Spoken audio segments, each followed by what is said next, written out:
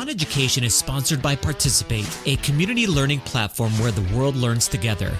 Later in the episode, we'll hear about one of Participate's partners, The Sandbox, and how you can get involved in its free community learning opportunities and live streams. If you've got floating candles in your clear the list, I'm sorry, that's not what we need.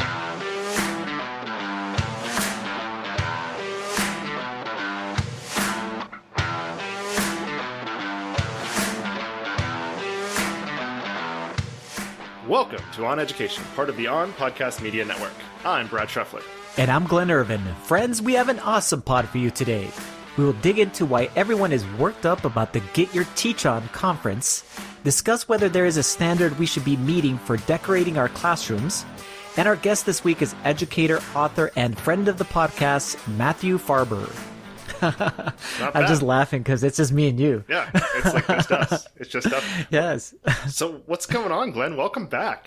Hey, thank you so much. It's felt like years, and it has been weeks, which is good. It means that the vacation is actually feeling like an actual vacation. Last year felt really weird, like something was always looming in the background, which it was. And though we were off in the summer, it felt like there was all of these things that still needed to get planned for the following year.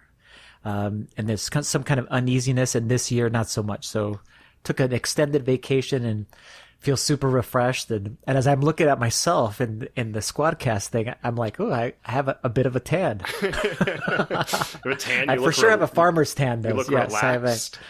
You tripled the population of the Dakotas by visiting your family. Like that's pretty cool. Yes. That's good times. Yes, I listened to that episode about the flyover states, yes, and that when we visit North Dakota, that it triples the population. Yes, it is. We always like to joke that as we travel down the interstate to Jamestown, North Dakota, there is this gigantic windmill. Obviously collecting electricity or whatever it might be, but it's huge. And Nicole and I, my wife, always say, we point at it and go, looks like the state is being powered currently, by that one windmill. Yes, that's by good. one giant windmill. Yes, it's the greenest state in the country. That's it's just doing really well. It's doing a great job. Sorry, North Dakota. No, there's literally no one to be offended by it. It's fine. It's all good. So hilarious. It is. It's good to have you back. Last week was my first week as co-host, and here I am 2 weeks in a row. I don't know. It's kind of like you said as we started. It's kind of weird. It's just like the two of us. It's got to be weird for you, right? Yeah, it's strange. Just because there's certain jobs that Mike and I do, as far as even within the podcast itself, and even the outline section and whatever planning, blah blah blah, whatever it might be, and then just making sure that I'm not being abusive to you, being the new person, and going like, do you want to do this thing? Do you want to do this other thing? I don't know, whatever it might be. So I'm super happy to have you. I listened obviously to last week's episode as I was editing it, and then I listened to it after it came out. And super happy to have you. Yes, it's like adds a completely different dynamic, because I was listening to you and your back and forth with Mike. I'm like, I was cracking up. I'm like, all right, we got a different dynamic in here, and it's actually going to be fantastic, I think. Yeah, I don't know how much anyone will learn from me being around, but I hope I can make a couple of people laugh. I'll go for that. That's about what I hope. That is an important thing when you're listening to anything or you're watching something, I think, is to get something positive from it, some kind of emotional thing. And if you're cracking up, heck yeah, love it. That's all you can hope for. So you have in the notes here, you're playing Pokemon Unite? Yes, there's a new-ish game. I think it just came out within the last few weeks, and I am playing it. I'm having my kids are playing it with me too, and it is a cool take on the normal kind of Pokemon. Pokemon, if you've never played the kind of console things, is a kind of role play-ish kind of thing where you're collecting items and your Pokemon, they do battle, but it's kind of like old school role playing game. Fantastic. They're great. This is a massively online battle simulator. So it's a 5-on-5 battle. And it's hilarious because these little pokey guys are kind of going after each other, with their little abilities. and then you score points on the other team. So it's a take on a little bit of basketball-ish type of stuff, because your guys, depending upon the character, they have these animations and they dunk it through this ring once they collect these little Pokeballs or whatever it might be. So it's fun, easy to pick up. It's free, actually. And if you want to grind it out, that's what I was talking to my kids about. If we want to, be grinding it out, we can earn, the characters and the special items and so on. And they're super smart about how they make it monetized, because they offer, these certain things, character dress up types of things. You can buy extra characters and items, etc., whatever it might be. So it's a perfect balance between the monetization and the just playing it just for fun and for free. And it's on the Switch right now only. But I think it's going to be on PC and the Steam library, I heard, pretty soon. So it's fun. And you know what would be super fun is, it was fun just us laughing and playing it together, me and my sons. But I think it would be super awesome if there's a group of us on a team. Like if there's 5 of you all together and you're actually talking and just and working through the things, I think that'll be the best. That's will be where the game really shines. And you might get me on this one. This might be one where I have to break down and pick this one up. Yes, for sure. Especially because it's free, dude. Yeah, you gotta love that. I mean, free is always a win. So have you been watching any Olympics? I've seen a lot of different tweets on the Olympics, different events that have been happening. Been able to catch any of those? I watched a little bit. Over the weekend. We had my sister-in-law here, and anytime my wife's family's around, it's a lot of cards. We play euchre and just sit there and play cards and stuff. And so cool. We were playing euchre at the table and threw the Olympics channels on at night, which is nice because it's at night. So we were up just playing cards, but then it's afternoon over there, so it's cool.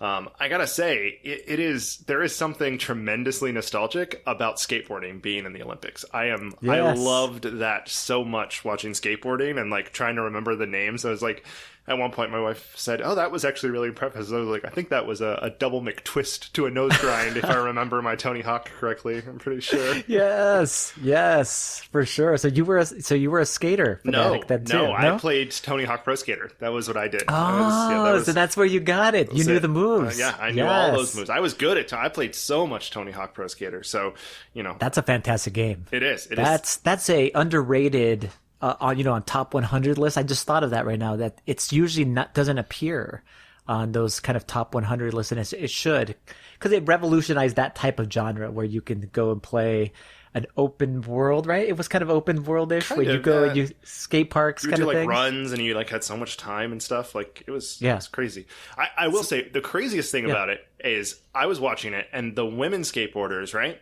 There was a French skateboarder. Her name is Charlotte Him. I looked this up after the fact. She is 28 years old. And if I heard them right, she is a skateboarder and also a doctor in neuroscience. And I don't think that's fair. You can't be both of those things. I don't think that's okay. I'm not all right with that. What a gifted human being.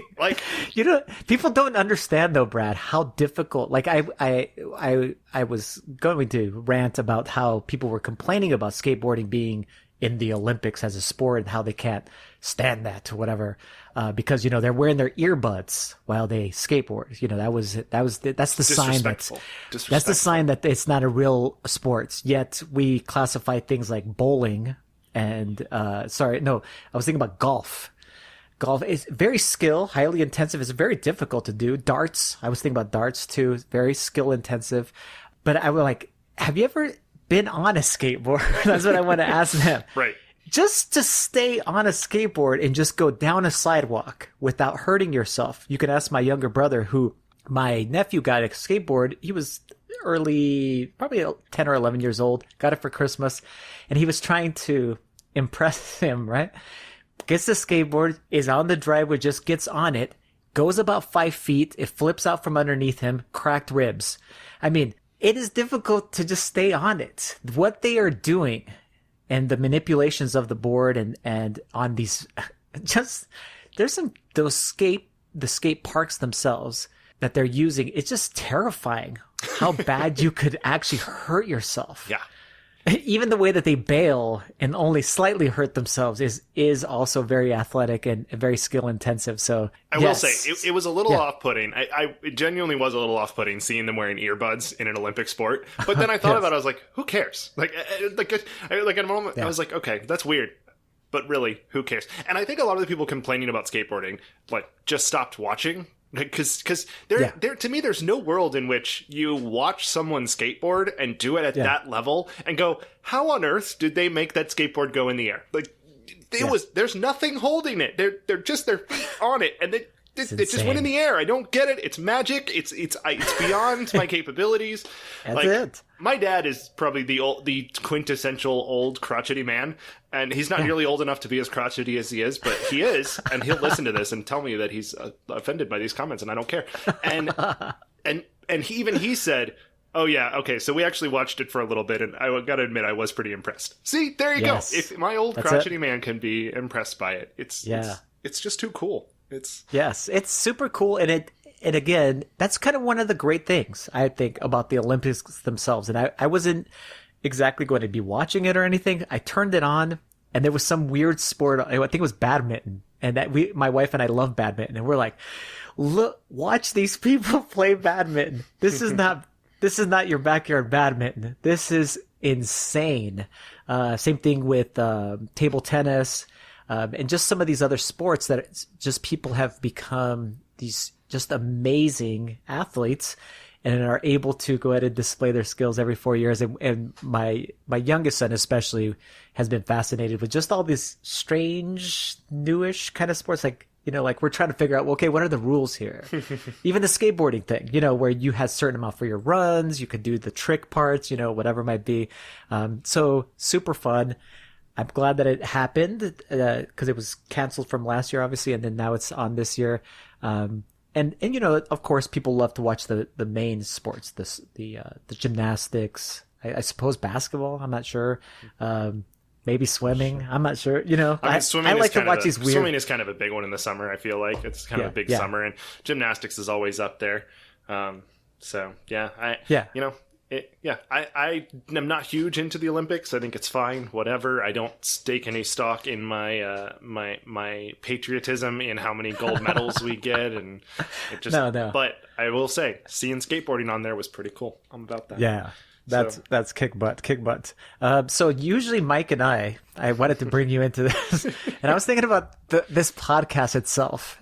The genre of it. I was on a different podcast. I was being interviewed for the EdTech Bites podcast, and I was doing it in Spanish. And we were talking about, obviously, EdTech, and specifically, in this case, about game-based learning and Minecraft.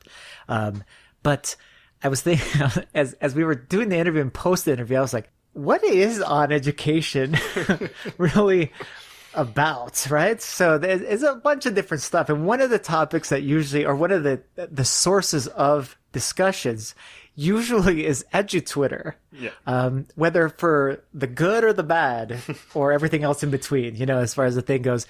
And this week is no surprise. We're bringing in a few different topics. And the first one was something that I know we've talked about several times on the podcast. I think it was related to this teacher that had this room that was basically a Harry Potter themed room. And it was like someone snapped their finger and Hogwarts magically appeared in this room. And it was amazing. I mean, beautiful decorations and the entire thing, the entire theme was there.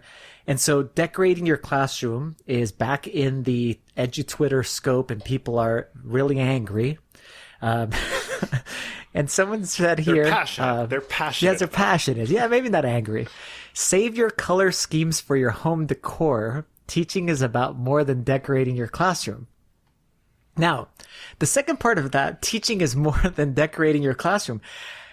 Absolutely, kind of thing. But the save your color schemes for your home decor is interesting. Something must have rubbed this person and maybe other people the wrong way as far as... the things that people post, the pictures, and showing kind of like how they decided to go to decorate their bulletin board or whatever else in between.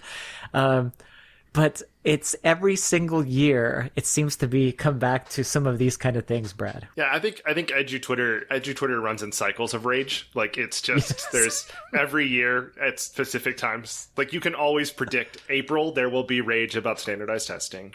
Like, July we'll start to see irritation about prep stuff for next year, or June you'll see people complaining their principals make them do professional development over the summer. Like, you have like the same true. 7 topics come up seasonally, I feel like. But room decoration is always one of them. I feel like it hit a little early this year, kind of like the global warming has messed up the trends of edu Twitter, I think. It's July. We're like complaining hurricane about season's just starting. We shouldn't be hearing about this. I don't know.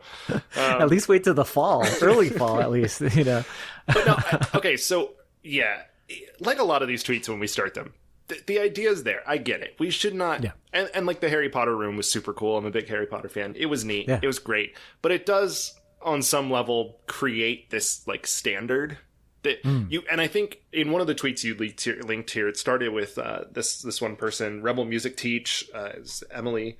And then she links in another person that was talking about it, Mariah Stevens.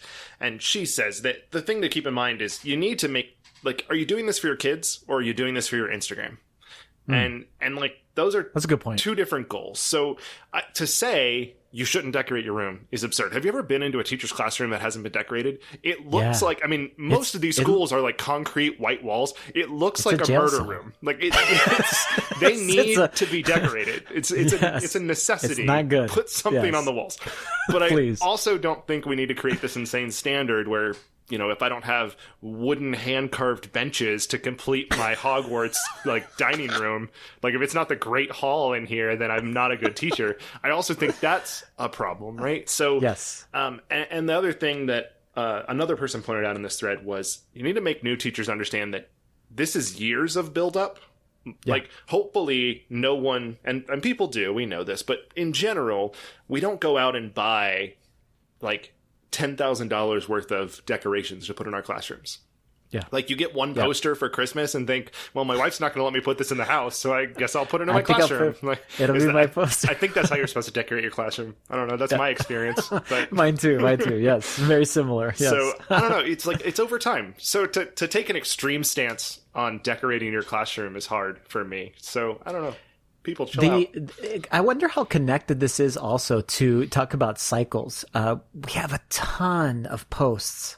I want to maybe even say the majority of educational posts right now are clear the lists, are things about, hey, this next year I need to buy these certain things. And again, it's a topic we've talked about also on the podcast. And then people have said this, they tend to worry about the types of items people are asking for, or whatever it might be. And I know that big celebrities have gone in there and cleared tons of donors choose, lists and Amazon lists and so on and so forth, and gone in there. And some teachers, just by their nature, are helping each other. They'll say, hey, I'll get you this one thing, whatever it might be. We've even done it with the podcast. We cleared someone's list, I think, maybe a few years ago. It wasn't this last year, but a few years ago. We're like, hey, we'll also join this thing. But it's also kind of this, it's overwhelming because there's so much of it. But maybe this is the place where you post these kind of things. I don't know like what the balance is. And I'm afraid that sometimes people are asking for things that are not exactly necessary. They're not the components of, that you need in your classroom. For example, the supplies that you only have, let's say $100 budget for the whole year. And you're like, I have about $500 worth of things that I absolutely need to be able to go ahead and do all the things that we want to be able to do with my students. And I don't want to ask them to also have to come in and bring their, especially if, I don't want to put them in that situation, them and their families. I get that. But then I'm also, I've seen some stuff on these lists, and it's like, oh, maybe you shouldn't put that. That's not that good of an idea. But what do you think? Yeah, I think you're right. If you've got floating candles in your clear the list, I'm sorry, that's not. It's not what we need. I know. I know you want your great hall. I get it. Yes, I understand. I want to turn my office into the Great Hall as well, and I want a secret door. with a fat lady poster on it, but I'm not going to do that by having other people pay for it. Like, that's just, like you said, I think it's classroom supplies. And Clear the List, in my opinion, is addressing a symptom and not a cause. It's like if someone had cancer and all we give them is anti-nausea meds, like, oh, you have a stomach ache. Well, no, I have cancer. Like, that is what we should probably address. Now we'll deal with the stomach ache. And I think that's what I have the problem with Clear the List of and the idea that teachers are going to support and clear other teachers' lists. Like, I get that on some level it's beautiful. On another, it makes me like sick. Like, it's not okay because the whole point is that we don't have the funds to do this for ourselves. But I think across the board, it does. It's this cyclical, like, we're about to get ready to go back to school. Some of us, it's next week. Other people have months left or whatever. I don't know what you people are doing. But Florida, we're ready to go. Kids are coming. Yeah. Let's go. You're there. But yeah, it's that cyclical piece, and I agree. There's something about it that it comes up every year, and maybe that's what it is. Maybe it's this thread of conversation comes up every year because it's a problem we're still not fixing. Maybe that's the lesson to take away from it. Not that I'm sick of hearing people say the same things over again, but we're not fixing the problems. Fixed. They're not fixed. No. If we had the supplies, if we had the ability to be able to, a correct budget for those types of things, then obviously we wouldn't be posting these types of things. It wouldn't be so prevalent. Like I said, it might be the biggest thing on Twitter right now that's related to education. That's continuously posted by thousands and thousands of educators. And hate for a particular conference. I feel like that takes up a good bit of my feed in the last week. And if you don't know what we're talking about, it's the Get Your Teach On conference, which so their national conference, that is literally their national conference, was in my backyard. Like a week ago. Never heard of this thing. When I looked them up, they've been around for like 6 years. People were talking about how they've been going to this thing for 6 years in one of the threads. I've never heard of this. What is this? This is the first time. And now, of course, I'm in the rabbit hole and I'm looking it up and learning about it. And I don't know. So this is the Get Your Teach On national conference. And you and I were talking about it a little bit before we started, and it was a conversation on the legendary group thread for OnEducation and the group DMs. And so I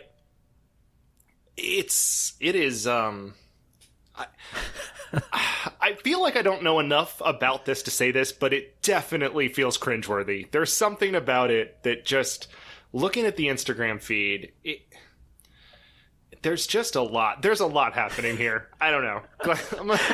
I was trying to find out exactly, though. There was a tweet by Alex Chevron-Vinet. Hopefully I'm saying your name right. And she wanted someone to do an investigation, an article about the intersection of Get Your Teach On, MLMs, and Christianity, and write a long Atlantic piece or something. I'm begging you. And then I was like, okay, something's going on here. And I mean, a lot of people are interacting with this. And our friend of the podcast and good friend of mine, Corey Graham, she said something like, you made me go look, and now I need a lot of brain bleach for everything I saw on Instagram. But to me, when what I saw was basically a conference and their social media accounts taking everything that happens at conferences like ISTE or FETC or any of the other national type of conferences. Schoology Next actually reminded me of this, and really doing a high quality level photography promo job for it. So it's like you hired some people, and they probably did, I'm imagining, that are super pros at putting out this type of content. This is the stuff that gets eaten up on Instagram. The filters, the beautiful pictures, the ridiculous people just ecstatic and having fun or whatever it might be. So I really wanted to know, is there a message in there that is, that can hurt people, hurt teachers, hurt students, or whatever it might be? And it's more like, maybe it's just like something like where people go and they're having fun. They get to hear some positive messages about stuff. So, but maybe not a whole bunch of like content or specific skills or whatever it might be. But I couldn't find anyone to tell me, Glenn, here's one of the things that they preach. And I'm like, ooh, like kind of that thing. Diving into this, I will say, has been a roller coaster of an experience, because at first I saw everybody all irritated, and it was people I know and respect a lot of it. So I was like, okay, well, this must actually not be cool. My first thing was, what the heck is this? How is this in Orlando? And I don't know about it. Like, just not that, I mean, Orlando's huge. I guess that's not that weird, but still, you would think if this is some major conference that's going to get this much hype, I would have heard about it, but I haven't, apparently. I also, by the way, don't have anyone I know that came to Orlando for the conference, because no one said, hey, Brad, I'm going to be in town. So, every time FETC comes along or any other conference, major conference going on, people say, hey, I know you're in Orlando. Like, you want to get it together? Grab a drink? Yeah, of course. So none of that happened. So I was like, well, this came out of the blue. So, and I saw the irritation, people getting annoyed. And I was like, all right, let's give this a fair lens. So I started looking at the Instagram, and it's a lot of smiles and filters and staged photos, and there's a lot of that stuff happening for sure. I get that. Yeah. And I thought, okay, but if you look at my feed from while I'm at ISTE, it's probably a lot of the. It's not granted. I was thinking myself. There's a lot more selfies and a lot less filters, but that's just because that's all I know how to do. I don't really do. But if I knew all those things, I'd probably do some of those too. Like, it's pictures of me and you hanging out and smiling, and like. So I was like, okay, let's give it a fair shake. Then the idea of trying to connect this conference to multi-level marketing and also Christianity, just that intersection kind of gave me I was like, oh, why are they connecting these three things? So I started to look into the organization a little bit, and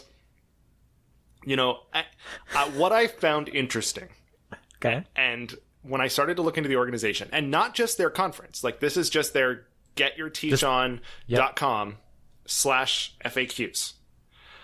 No, like, there are, I don't know, scrolling through this, maybe 15 FAQs. I think 3 of them don't have to do with money. Like,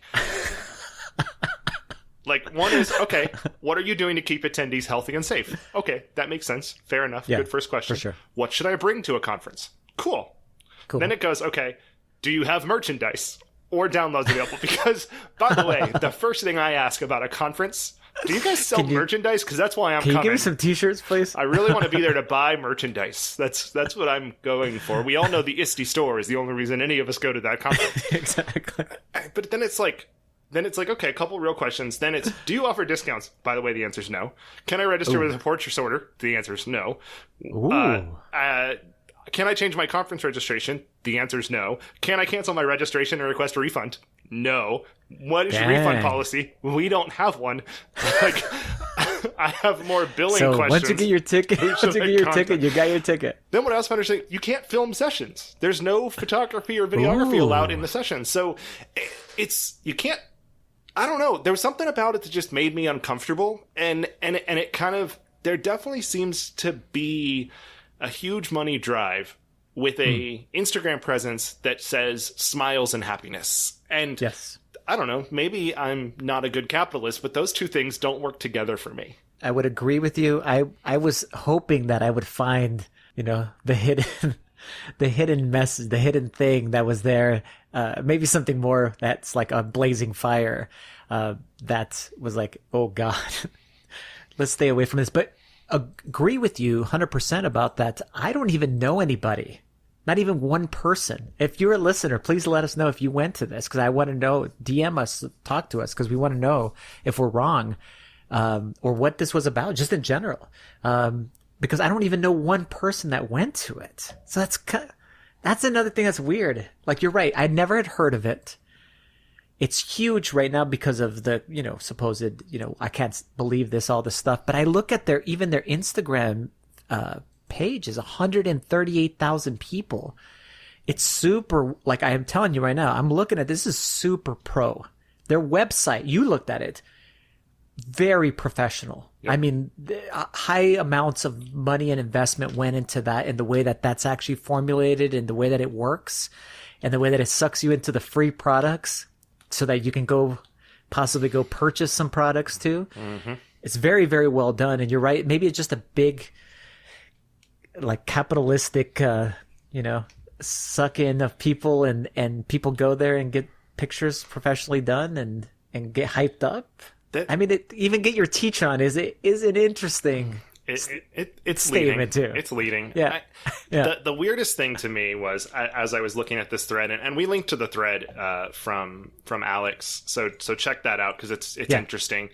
But one of the top replies was from Corey Graham, and she was screenshotting someone who was at the conference, and gave kind of a reflection of how unstoppable, which is their phrase, it was. And the weirdest part is, it's today was unstoppable with like shiny emojis or whatever. And then the next sentence is the tears were unstoppable. Like for real. Nothing on the Instagram gives me that. Nothing I have seen. This one thing is so contradictory to what it's like talking about anxiety, addiction, depression, grief, and the power of the word no. I saw those things. Things are there. So maybe there is a powerful message, but they're so busy giving positive smiles and filtered photos in front of photo ops for Instagram that I don't see any of that. Yeah. And there was 2,000 people in that room, according to this person. How is that possible? Guys, how do we not know anybody? This is interesting. If you know more information, listeners, please reach out. I would love to talk about this again next week with a little more information. Yeah. Or you know what? Honestly, I would love to just have. We should. Never mind. I won't put them. You can cut this out. But I think we should have the founders of this thing on as guests. Please explain this to me. We should actually. Please explain this conference to me. I'm begging you. Yeah, just so we know exactly, like, okay, what's the ultimate purpose, and then kind of what's some different things, so that we get. I want to give it a fair shake. Message. I want to give it a fair shake. You know, I do too. When we come back, we're going to be joined by Dr. Matt Farber. We are building this virtual community of educators who share an interest in game design and teaching new skills. We will use this space to connect, collaborate, and innovate with Sandbox. That's Sebastian Bourget. He's the co-founder and chief operating officer at the Sandbox. This community is here to provide guidance, support, feedback, and suggestions on how to best use the Sandbox within the context of teaching and learning how to make video games. It allows also to connect experts and educators, bringing together existing creators and members of the Sandbox game platform community with professional educators. The Sandbox community has grown into a vibrant space of 100+ educators. How can you get involved? More to come later in the episode. Welcome back to the podcast, everyone. Our guest this week is Dr. Matthew Farber, an assistant professor of technology and innovation and pedagogy at the University of Northern Colorado and founder of the Gaming SEL Lab. His research is at the intersection of game-based learning and social and emotional learning. He studies affinity spaces of educators who use games in the classroom and how they afford student agency, while also teaching skills of empathy, design thinking, and systems thinking. He also works in youth initiatives around game design as a form of self-expression. Thanks for joining us again, Matt. Super appreciate that you're here. I was looking here. I was trying to find the previous outline. And guess when that was?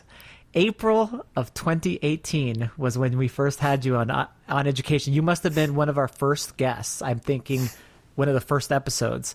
So why don't you start with how have you and your family been, and how has your transition been? Because back then, I believe you were a middle school teacher, right? Am I placing you correctly? Let's see. In 2018, I would have been here in Colorado as an assistant professor. Oh, you would have already been there. Yeah. Yes. Okay. Yeah. Okay. So what was that transition like, though, when you were, as far as in the classroom to transitioning to being a professor, and even moving from the East Coast to, the Mountain West? Well, that's a really good question without trying to be politically cordial to any listeners who are on the East Coast. Yes. But we are big fans of the move out here to Colorado. It's just an amazing state. We'll just say that. Yes. Everybody's super nice. Some examples when you're driving on the highway and you need to change lanes and you put on your directional, people actually don't speed up to force you off the exit. So that's been a pleasant change. I don't understand. That's not how you drive. That's weird. Shopping, another example. You're at any store, Walmart, Target, supermarket, and you have one or two items, and you're on a regular line. People will people will almost make you go in front of them so you can get out quicker. Go ahead. Yeah, go ahead. Yeah, it was all those bits were a little unnerving at first, right? Like, you're like, am I okay? Hold on a second. What's going on here? Well, suspect, yeah. I came, it's from the East Coast, so it was like the running joke was like, we're in witness relocation out here. But no, it's been great because we could we get up for breakfast and go to Rocky Mountain National Park and come back for lunch, essentially. So I mean, all those like the dramatic vistas and staycationing, and it's very like outdoor culture here, which is awesome. And for the lockdown, we were fortunate enough to be in a location where we were able to stay safe, and like DoorDash and all of that, and car delivery. But like, we're one of the few states that got to 70% by July 4th for vaccinations, which was good. Yes. So, and then, our university, like many others, went online. But I would say I guess if you're talking about moving from teaching in middle school to teaching at the university level, right? That was a little different because what I teach is I teach master's student, they're teachers, basically master students and PhD students. But I also do teach undergraduates, the pre-service teachers, and I teach that basically every semester. So it's really nice to imbue what we like. I know your style of teaching, Glenn. So imbue that to teachers so they can do that in the field. Awesome. And it's always interesting.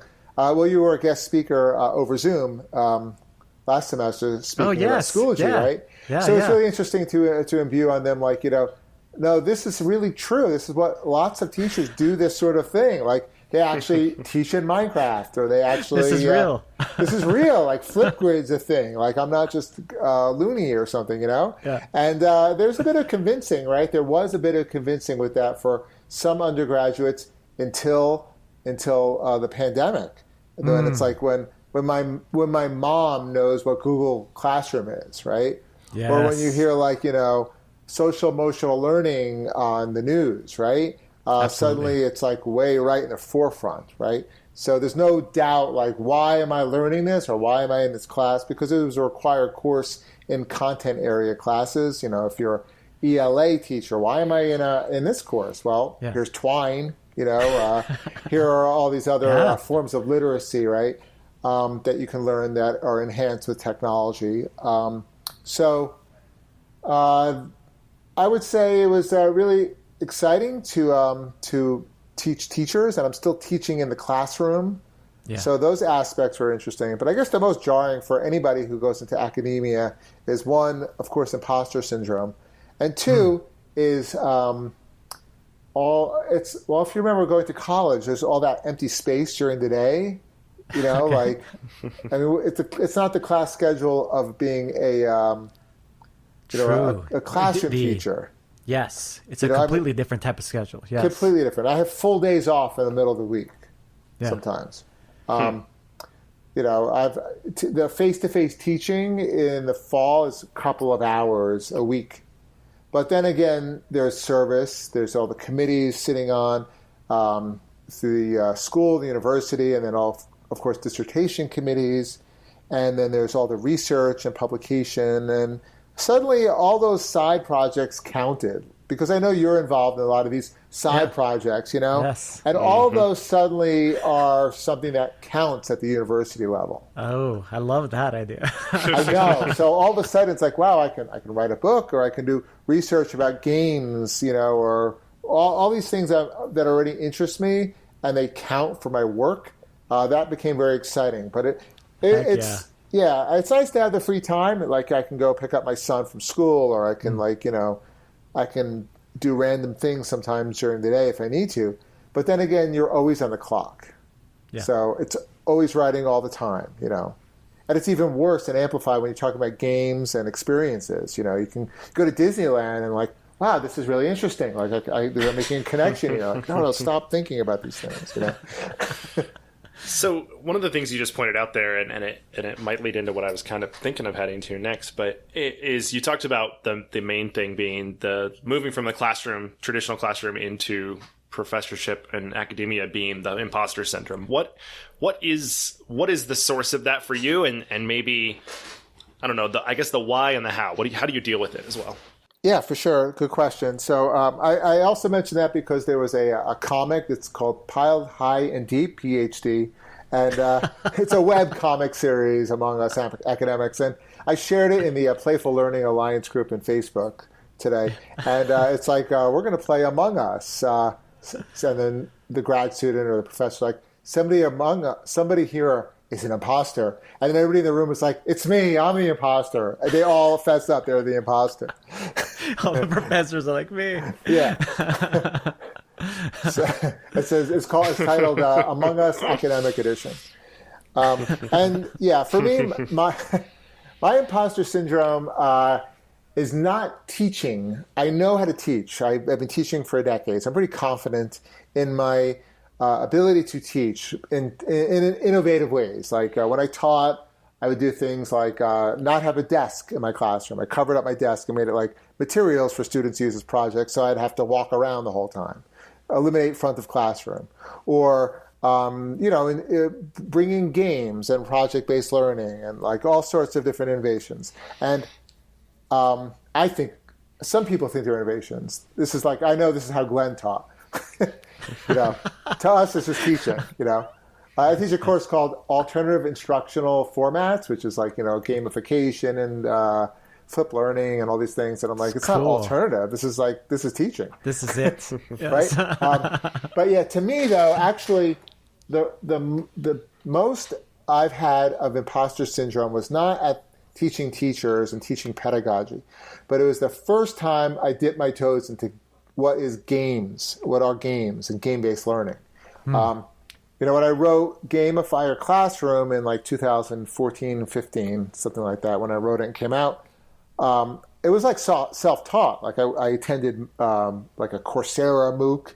I went to different conferences, but not too many. I was on Twitter chats, and I was just like, it was also nascent in the field too, I guess, right?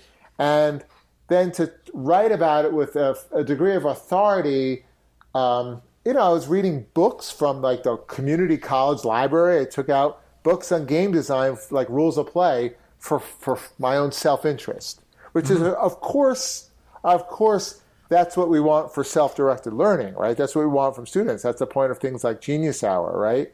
To inspire learning. And I was reflecting on that. That's what I was doing. But then when I came to like, Games Learning Society conference, right? Or if I go to like, I would sign up for like every conference, like, with folks, panels and things. And like, I don't have a degree in this. I have a degree in educational technology and a history degree in the bachelor's. So I'm like, what if somebody calls me out on not knowing like what games and learning are, right? But since then,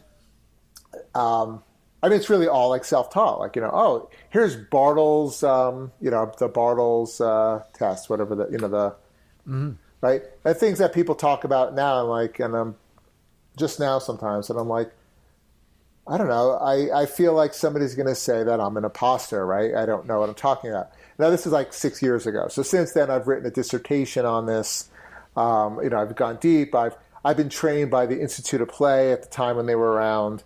I know the people in my dissertation lit review, some of them personally, and I've written and published papers. I think I'm okay there, right? But now I'm writing about social emotional learning. And again, I don't have a degree in psychology, right? So I sometimes sense that maybe somebody could call me out on that. But I do projects, I'm in projects with UNESCO, writing papers on social emotional learning. And after writing this book, Gaming SEL, I'm pretty confident I know my way around social emotional learning, like the critiques, not the oversell. There's a lot of that. So I think I'm okay, but it's something that's quite common. Everybody goes through that. I'm sure at a conference you may have felt that, Oh, for sure. Absolutely. Every day. Literally today at work. Every day. And Brad, you as a vice principal, going from all your different positions and then going into administration. I literally looked at one of my coworkers today, and I was like, I looked at him, and we had just finished a meeting, and I was like, that went pretty well. I might actually be good at this. And she was like, you're doing great. I don't know if you're supposed to voice that out loud. I'm not sure what you want to hear from me right now. So that's interesting, Matt, that you say that, because one of the things I was going to ask is kind of going the other side. Like you said, you did teach for decades, but at this point you've been in academia, and the professor. One decade. Well, decade, sorry. You did, but at this point you've been in academia at the university level for a few years now, and you talked about your new book, and we'll probably talk about it more in a second. But how do you keep connected to the classroom experience of a quote unquote traditional teacher, K-12 teacher, with being at the university level? Another great question. I would say I think it's really important for me to be as close as I can to folks that are in the classroom. But, there's another thing. I'm sure you can both relate to this as well. You think you have a lot of video games, and then you look at somebody else's Steam library, and they just blow you away. Like Mike's. Mike, I was going to say. Yeah. Or you think you have, I have a lot of, think you have a lot of books, board games, or records and CDs back in the day. Somebody always has more, So the person that I think who does this better than me is Scott McLeod, who is on Twitter, and he's at CU Denver. And he's awesome. I see him around in Colorado. And he's always checking in on Instagram. I'm here with the school district in Aspen doing a professional development. He's always doing that on the ground with teachers all the time, which is terrific, right? And I think it takes a team. A team. We all have our different expertise. Like a good co-op role playing game. There's the like the game Pandemic, right? There's a good quarantine expert. There's a medic, So I think folks like Scott McLeod, awesome, right? To me, I try my best to stay to toe the line, because there is that difference. There are academics in teacher education that are looking at there's all the different issues out there, that we need to discuss. With pre-service teachers, whether it's social justice, whether it's, equity, all these issues, right, that are part of making a rich teacher education program. To me, I try to stay current on Twitter, stay in touch with teachers as best as possible. I'm also the secondary teacher education program coordinator. So, we work with placing teachers in school districts around the Greeley, Colorado area. So, there's a lot, it's a lot to follow. That's like educational technology, what's new and shiny and what's not so quality, right? Absolutely. Matt, so you were talking about your new book, Gaming SEL, or Games as Transformational to Social and Emotional Learning. And in the book, you discuss the importance of thoughtful guidance when using games with children. I just was being interviewed about this and the concept of using Minecraft, for example, as far as in classes. And you have a great quote here, at least in the introduction of the book, about games themselves cannot be responsible for children's learning. You have to have a supportive educator or caregiver guiding that experience that's a crucial component of it. Can you elaborate more on this and maybe even give us some tips for springboarding, for teaching SEL with a specific game, or just in general, if you were going to use a game to springboard that discussion, how do you go about that? Because I think that freaks a lot of people out, and then they end up just a lot of teachers end up just using whatever is canned and given to them. They're reading from a script or something like that, instead of trying to really pull what they can from the kids and really having those rich discussions. I don't know if that's a good question. There's a lot there. Yes. So where to begin? I think a good starting point might be a project that I write about in the book, but I'm also in the midst of this project. So with Tracy Fullerton at the University of Southern California, her team at the Game Innovation Lab published Walden, a Game, which won a bunch of awards based on Henry David Thoreau's work, right?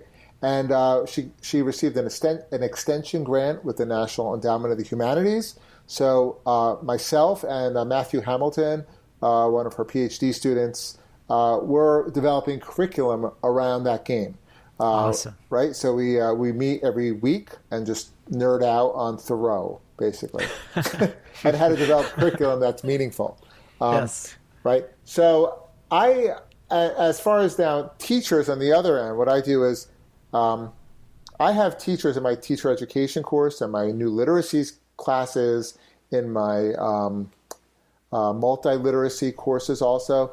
I have them read and listen to James Paul G's 36 Principles of good games and good learning, right? Like systems thinking and multiple routes principle and hybrid identity and those things, right? But I have them then play games that I personally curate, like Florence, Sky, Children of the Light. Sorry, it's slipping my name. I should know, it's on the cover. Like games like Journey, games like Walden, also Bury Me, My Love.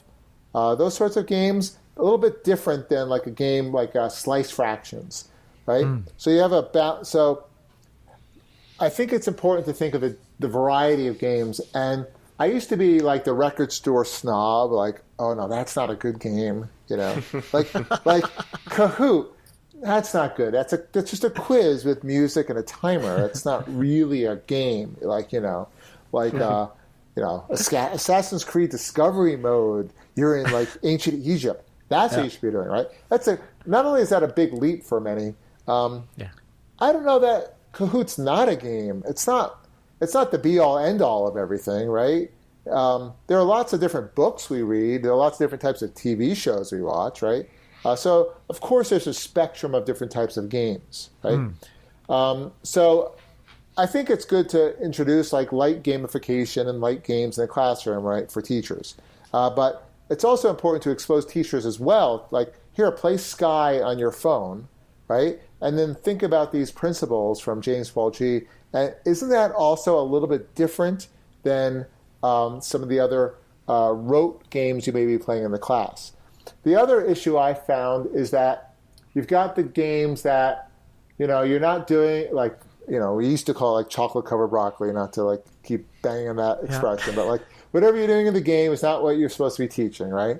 So then you've got games that are more elegantly designed, like, games where what you're like slicing objects to learn about fractions. But what I found in a lot of different educational technology platforms is they took that to the 1,000th degree, and they became teaching machines, right? And there's a really good quote from Tracy in my book, actually, and this is what Tracy Fullerton said. And again, she's done some work for Disney Imagineering. She's also the lead of Walden, a game, and she's a professor of game design at the University of Southern California. And she wrote the book. She wrote a book about game design workshop. And this is what she said. It's a quote in my book. I won't cite the page. Page 73. Games, by their nature, problematize things. The creation of play is slippage in a system. Games do not lead you directly to learning on purpose. They take an inefficient, playful route to get to the learning, and that is the learning. We need to acknowledge that games' benefits are often the opposite of what most learning game specialists think the benefits of games are. So we have a game like Walden, right? Well, it's her game, right? But we're making, well, she already did, mostly, 30-minute modules that are totally free to play. They stream on a Chromebook in a browser, right? So you don't have to download anything. And then we were designing curriculum around it. And the curriculum treats the game as an emotional experience, like a book or a form of media, right? And I think that's really an important takeaway. I don't know if I'm like fully answering your question here. No, you are. But I love it. In my book, I frame games around a concept in psychology called mood management theory. So it has nothing to do with screen time. or moral panic around screens. It has everything to do with the why, right? So there's in mood management theory, basically there are two types of games, or two types of media. Sorry, not games. There are hedonic experience, right, which is like hedonism. And in self-determination theory, we would call that, we don't call that, the authors of self-determination theory, Deci and Ryan, they call that a, quote, pure escapist diversion, right? You're watching a Fast and the Furious movie, right? Or you're playing Mario Kart, or you're watching SpongeBob SquarePants, right? That's hedonic. And oftentimes adults and teachers, even though mainly adults are playing games, but sometimes teachers think of like Candy Crush, right?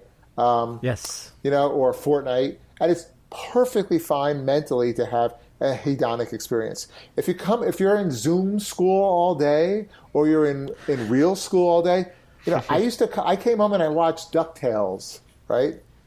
And I watched, you know, Darkwing Duck. I watched hours of this stuff. He-Man, right?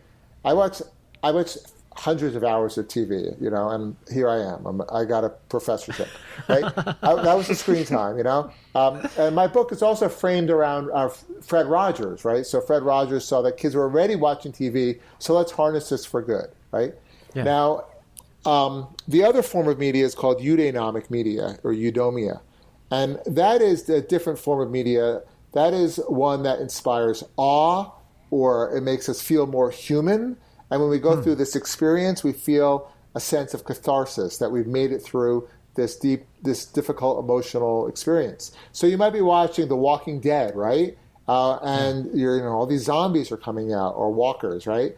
But when you're done, you're like, I did it. I made it through this thing. But you can't just watch The Walking Dead all the time, right? So after watching The Walking Dead or playing Resident Evil, you're going to want to do something more relaxing and cleansing, right? It's like if you compare a movie like Interstellar to Star Wars. There are different mental experiences.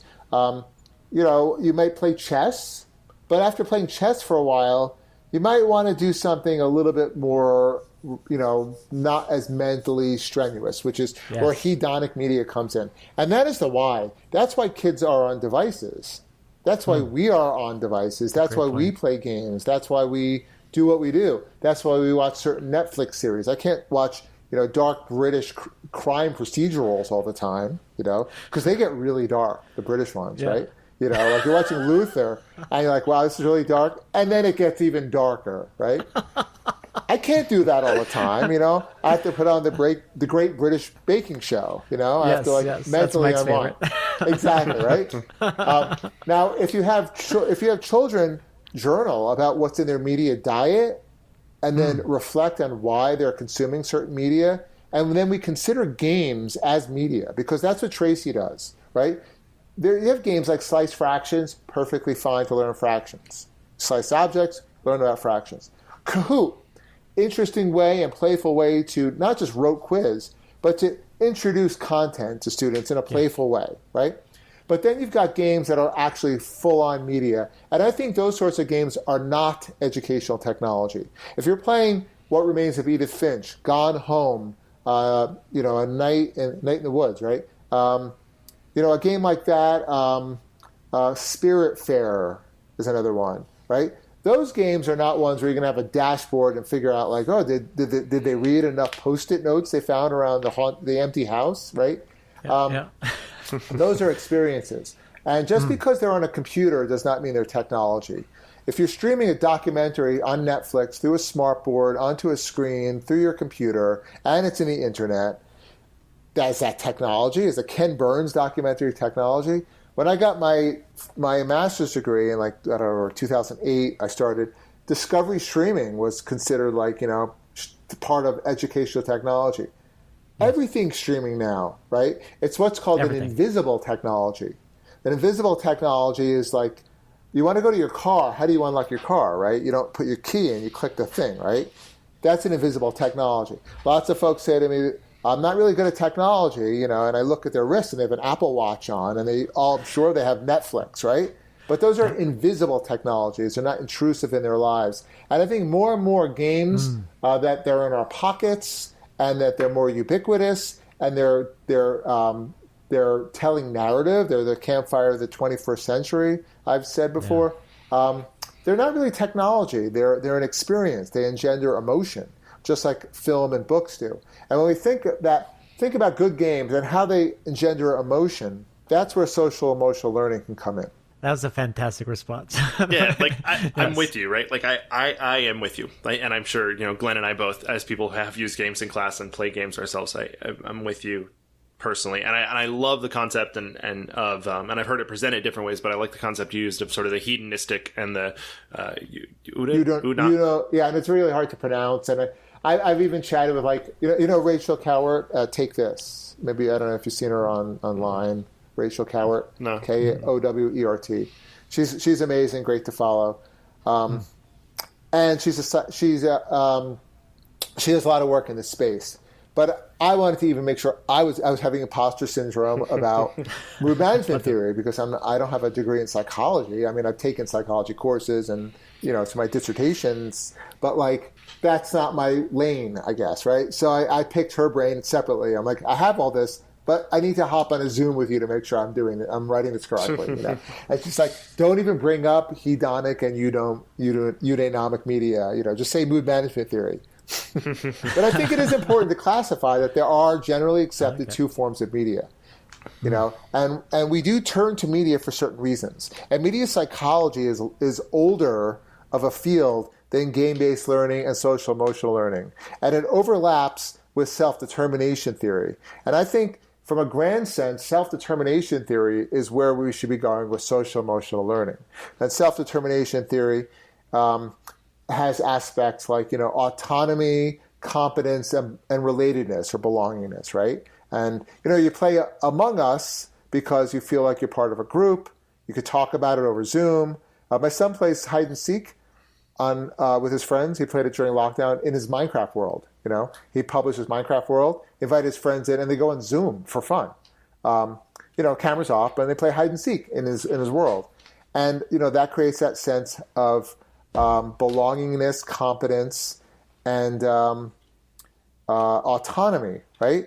And now when the loftier goal of self-determination theory is called human flourishing. So when these basic needs are met, right? Also, like when you look at other forms of self-actualization, like in Maslow's hierarchy, right? That is what we want. We want human flourishing. And games can afford that because good games engender that positive psychology. I like Super Mario Kart is like a really good analogy, because those question blocks, right, are never random. The question blocks are always there to give you a sense of competence in that race. If you're in 12th place, you'll get the bullet or the star to go to 3rd place. If you're in 1st place, you'll get a banana peel or a coin, and you'll likely get ink on your screen, which will push you back to 5th place, right? And what's even more interesting is that if you watch children play it for a while, they start to think like a designer, which is one of James Paul Gee's principles, and they realize that this is a design system. They realize what's going on with those blocks. So they will intentionally, like my son's 10, he will play in 5th or 4th place. He will never want to go to 1st place until the last lap, because he's gaming the game, right? So even in a simple racing game, there's a lot of cognition going on, right? But I'm not sure where we're going with the question, but I think possibly folks who are not gamers, to get them to think about games as vehicles for evoking emotion. And I think there are a lot of opportunities to do that, but I think the phone offers some of the best opportunities. So I think playing a game like Sky, Children of the Light, is great because it's free to play, and it's all about you're rewarded for earning things and giving it to other strangers you're playing online with. It's built-in gratitude, and it's beautiful. That's super cool. Matt, how can our audience connect with you and obviously find your latest book to be able to purchase it? So I'm at Matthew Farber on Twitter, and my website is matthewfarber.com, and the link to my book is there. I also created like a mini website for my book, which has some links to where they can be purchased, some discussion questions if anybody decides to do a book study, Twitter chat thing, and it's on Amazon. It's available on Kindle, also on Amazon, and paperback, and for some reason hardcover, but I think that's just like for me and my parents to buy. I get free paperbacks for myself, but I guess I don't know why. Collector's edition? There's no NFT of the book, if that's what you're looking for. I'm going to have to get my hardcover signed copy from Matt Farber. That's Don't buy the hardcover. It's too, I don't know why. It's expensive. Like, who's buying the hardcover? I guess a library, maybe, but really? Awesome. Thanks so much, Matt. I can't wait to have you actually on for a third time then. For soon, hopefully. Yeah, happy to be on. Happy to be part of this. Thanks again for supporting my work.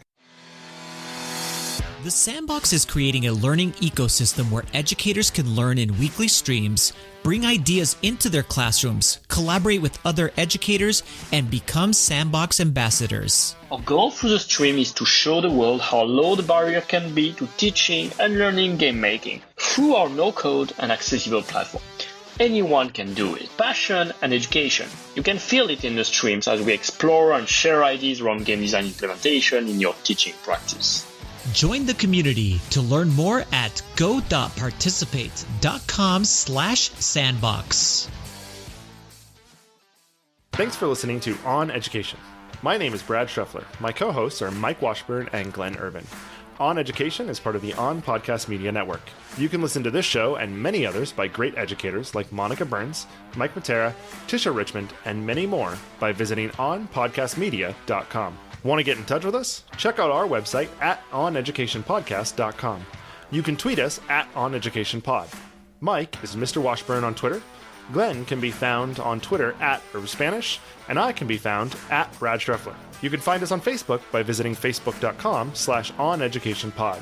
We're also on Instagram at oneducationpod. If you're enjoying the show and think others would too, we would be thrilled if you would share it with them. Please leave us a rating or review on Apple Podcasts or Google Podcasts. When you leave a rating, it gives our rankings a boost. This helps others discover the show. We want to thank our presenting sponsor, Participate, for supporting us. Check out participate.com to learn more about them. Thanks as always for listening, stay awesome, and see you soon.